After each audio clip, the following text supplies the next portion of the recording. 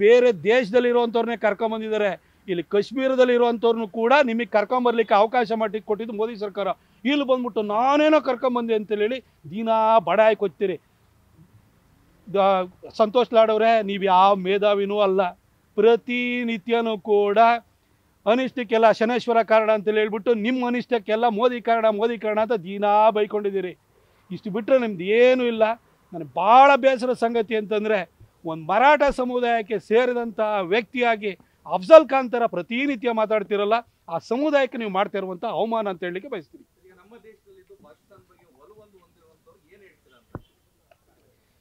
ಇವತ್ತು ಇಡೀ ಭಾರತೀಯರಿಗೆ ಅರ್ಥವಾಗ್ಬಿಟ್ಟಿದೆ, ನಮಗೆ ಶತ್ರು ಬರೀ ಪಾಕಿಸ್ತಾನ ಮಾತ್ರ ಅಲ್ಲ, ಪಾಕಿಸ್ತಾನದ ಬಗ್ಗೆ ಸಹಾನುಭೂತಿಯಲ್ಲಿ ಇಟ್ಕೊಂಡಿರುವಂತಹ ನಮ್ಮ ನೆರೆಹೊರೆನಲ್ಲೇ ಇರುವಂಥ, ಅಕ್ಕಪಕ್ಕದಲ್ಲೇ ಇರುವಂಥ, ನಮ್ಮ ಜೊತೆನೇ ಕೂತ್ಕೊಂಡು ಕಾಫಿ ಟೀ ಕುಡಿಯುವಂತಹ, ಊಟ ಮಾಡುವಂಥ ವ್ಯಕ್ತಿಗಳು ಇದ್ದಾರೆ. ನಾವು ಬರೀ ಪಾಕಿಸ್ತಾನನ ಮಾತ್ರ ಎದುರಾಳಿ ರಾಷ್ಟ್ರ, ಶತ್ರು ರಾಷ್ಟ್ರ ಅಂತ ನೋಡೋಕ್ಕಾಗಲ್ಲ. ನಮ್ಮ ಪಕ್ಕದಲ್ಲೂ ಶತ್ರುಗಳಿದ್ದಾರೆ, ಟೈಮ್ ಬಾಂಬ್ ಇದೆ ಅಂತ ಭಾರತೀಯರಿಗೆ ಅರ್ಥವಾಗ್ತಾ ಇದೆ. ಭಾರತ ಇವತ್ತು ಹೊರಗಿನ ಶತ್ರುಗಳ ಜೊತೆಗೆ ಒಳಗಿನ ಶತ್ರುಗಳ ಜೊತೆನೂ ಕೂಡ ಹೋರಾಟ ಮಾಡಬೇಕಾದಂಥ ಪರಿಸ್ಥಿತಿ ಇದೆ ಅನ್ನೋದು ಈ ಒಂದು ಪಾಕಿಸ್ತಾನದ ಮೇಲಿನ ದಾಳಿಯ ನಂತರ ಎಲ್ಲರಿಗೂ ಅರಿವಾಗಿದೆ, ಎಲ್ಲರ ಗಮನಕ್ಕೆ ಬಂದಿದೆ. ಜನನೂ ಕೂಡ ಜಾಗೃತರಾಗ್ತಾ ಇದ್ದಾರೆ. ಈಗ ಕಾಂಗ್ರೆಸ್ನವರಿಗೆ ಯಾವುದೇ ಒಂದು ಕಠಿಣವಾದಂಥ ಪ್ರಶ್ನೆಯನ್ನು ಅವರ ಬಗ್ಗೆ, ಅವರ ಯಾವುದೇ ಅಸಮರ್ಥತೆಯ ಬಗ್ಗೆ ಪ್ರಶ್ನೆ ಮಾಡಿದ ಕೂಡಲೇ ಪತ್ರಕರ್ತರನ್ನ ಆತ್ಮಸ್ಥೈರ್ಯ ಉಡಿಸ್ಬೇಕಾ, ನೀವು ಬಿ ಜೆ ಪಿ ಕಾರ್ಯಕರ್ತರ, ನೀವು ಏನು ಬಿ ಜೆ ಪಿ ಏಜೆಂಟಾ, ಈ ಥರ ಹೇಳ್ತಾರೆ. ಅವ್ರದ್ದು ಕ್ಷೇತ್ರ ಏನು, ಕಲಘಟಗಿನ ಅವ್ರ ಕ್ಷೇತ್ರ. ಆ ಕ್ಷೇತ್ರಕ್ಕೆ ಹೋದಾಗ ಅಲ್ಲಿ ಕಾರ್ಯಕರ್ತರು ಬಂದು 5 ವರ್ಷಕ್ಕೊಂದ್ಸರಿ ಮುಖ ತೋರ್ಸಕ್ಕೆ ಬರ್ತೀರಿ ಅಂತಂದ್ರೆ ಕಾರ್ಯಕರ್ತರ ಮೇಲೆ ಎಗರು ಹೋಗಿದ್ದಂಥ ಮನುಷ್ಯ, 5 ವರ್ಷಕ್ಕೊಂದ್ಸರಿನೇ ಬರೋದು, ಏನು ಮಾಡ್ತೀವಿ, ಇನ್ನೊಂದು ಸರಿ ಬರ್ತೀನಿ, ಈ ಥರ ಮಾತಾಡ್ತಾರೆ.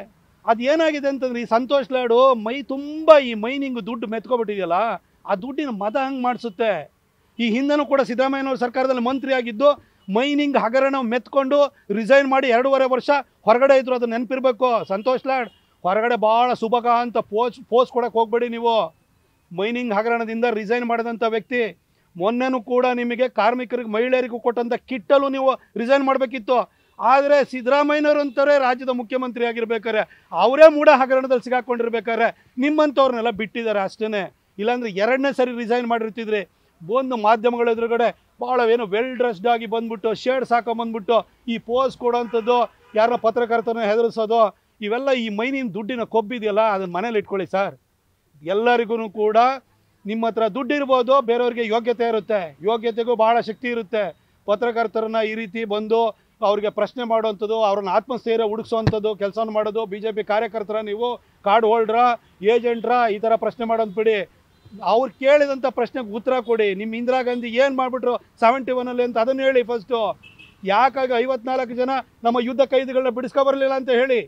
ನಿಮ್ಮ ನೆಹರು ಯಾಕೆ ಇಂಡಸ್ ವ್ಯಾಲಿ ಟ್ರೀಟಿ ಮಾಡಿಬಿಟ್ಟು ಪಾಕಿಸ್ತಾನಕ್ಕೆ ನೀರು ಕೊಟ್ಟರು ಅಂತ ಹೇಳಿ. ಅದು ಬಿಟ್ಟು ಇಲ್ಲಿ ಎಲ್ಲರ ಮೇಲೆ ಎಗರಾಡಕ್ಕೆ ಹೋಗ್ಬಿಟ್ರೆ ಏನು ಮನೆಗೆ ನೀವು ಆ ಥರ ಹಾರಾಡ್ತೀರಿ ಅಂತೇಳಿ ಕೇಳ್ಕೊಂಡು ಕೊಡೋಕ್ಕೆ ಪತ್ರಕರ್ತರು ಯಾರ ಮರ್ಜಿನಲ್ಲೂ ಇಲ್ಲ. ಕಾಂಗ್ರೆಸ್ ಪಾಕಿಸ್ತಾನದ ಆರ್ಮಿಯ ಆಫೀಸರ್ಸ್ ಎದುರುಗಡೆನೆ 9 ಮತ್ತು 10ನೇ ತಾರೀಕು ರಾತ್ರಿಗೆ ಬೆಳಗಿನ ಜಾವ 2:30ಕ್ಕೆ ಆರ್ಮಿಯ ಜನರಲ್ ಆಗಿರುವಂಥ ಆಸಿಮ್ ಮುನೀರ್ ನನಗೆ ಕರೆಯನ್ನು ಮಾಡಿ ಪಾಕಿಸ್ತಾನದ ಮೇಲೆ ಇಂಡಿಯಾದವರು ಮಿಸೈಲನ್ನು ಹಾಕಿದ್ದಾರೆ, ಏರ್ ಸ್ಟ್ರೈಕನ್ನು ಮಾಡಿದ್ದಾರೆ ಅಂತ ನನ್ನನ್ನು ಎಬ್ಬಿಸಿದ್ರು ಅಂತ ಹೇಳ್ತಿದ್ದಾರೆ. ಇನ್ಯಾವ ಸಾಕ್ಷ್ಯ ಬೇಕು ಸರ್? 2008ರಲ್ಲೂ ಕೂಡ ತುಕಾರಾಮ್ ಓಂಬಳೆನೆ ಅಜ್ಮಲ್ ಕಸಬನ್ನು ಹಿಡಿದು ನಿಮಗೆ ಸಾಕ್ಷ್ಯ ಕೊಟ್ಟಾಗಲೇ ಪಾಕಿಸ್ತಾನದ ವಿರುದ್ಧ ನೀವು ಹುಲ್ಕಡ್ಡಿ ಎತ್ತಲಿಲ್ಲ. ಇವತ್ತು ಮೋದಿಯವರು ದಾಳಿ ಮಾಡಿರೋದಕ್ಕೆ ಪಾಕಿಸ್ತಾನದವರೇ ಸಾಕ್ಷ್ಯ ಕೊಡ್ತಾ ಇದ್ದಾರೆ. ಅವ್ರ ಏರ್ಫೀಲ್ಡ್ಗಳು ಡೆಸ್ಟ್ರಾಯ್ ಆಗಿದೆ, ಅವರ ಪ್ರೈಮ್ ಮಿನಿಸ್ಟರ್ ಒಪ್ಕೊಳ್ತಿದ್ದಾರೆ, ಅವರೊಬ್ಬ MP ಕದನ ವಿರಾಮವನ್ನು ಘೋಷಣೆ ಮಾಡಿ ಅಂತ ಪಾಕಿಸ್ತಾನದ ಪಾರ್ಲಿಮೆಂಟಲ್ಲಿ ಹತ್ಕೊಂಡು ಹೇಳ್ತಾ ಇದ್ದಾನೆ. ಇನ್ನೇನ್ರಿ ಬೇಕು ನಿಮಗೆ?